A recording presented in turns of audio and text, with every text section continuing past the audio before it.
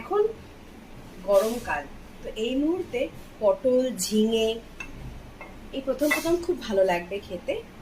তো ভাবলাম পটলের চোকলাগুলোকে আমি জমিয়েছিলাম, সেই পটলের চোকলাটাকে হালকা ভাপিয়ে নিয়ে আমি এটাকে মিক্সিতে বেটে নিয়েছি। এর মধ্যে দিয়েছি কাঁচা লঙ্কা, 5-6 কোয়া রসুন দিয়ে আর একটু ধনে পাতা দিয়েছি, দিয়ে এটাকে ভালো করে গ্রাইন্ডারে দেখো মিক্স করে নিয়েছি।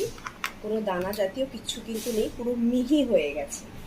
তো পটলের চোকলা বাটা, তার সঙ্গে একটু ধনে পাতা দিয়ে দিয়েছি, খেতে কিন্তু বেশ ভালো লাগে। আর ফোড়নে দেব আমি কালো জিরে।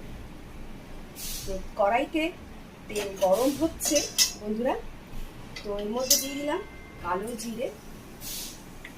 কিছুক্ষণ নাড়াচাড়া করে একটু ফ্লেমটা বাড়িয়ে দিলাম।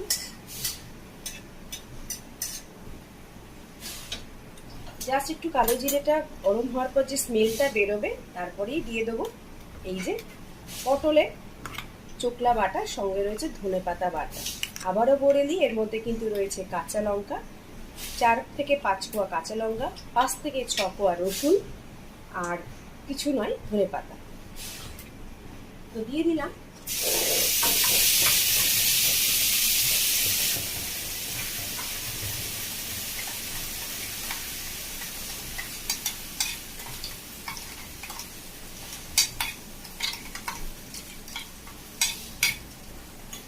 দেখো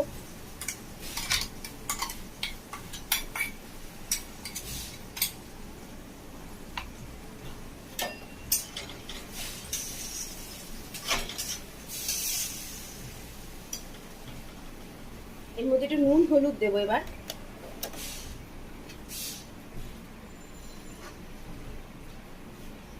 দেবো সামান্য পরিমাণে, দেখো খুবই সামান্য পরিমাণে হলুদ,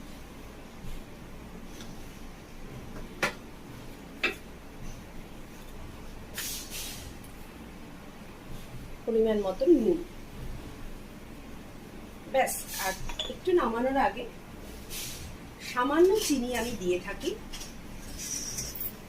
বেশ ভালো লাগে কিন্তু খেতে গরম ভাতে। ধনে পাতার বাটা, সরি পটলের চোকলা বাটার সঙ্গে ধনে পাতা রয়েছে। এই গরমে কিন্তু ঝিঙের চোকলা বাটা, পটলের চোকলা বাটা বেশ ভালো লাগে খেতে। তো তোমরাও বাড়িতে করবে বন্ধুরা, আর খেয়ে আমাকে বলবে কেমন হয়েছে। ঠিক আছে, নিশ্চয়ই এটা এখন অনেকেই জানে, তবুও আমি একটু তোমাদের সঙ্গে শেয়ার করে দিলাম। ভালো লাগলে ভিডিওটা অবশ্যই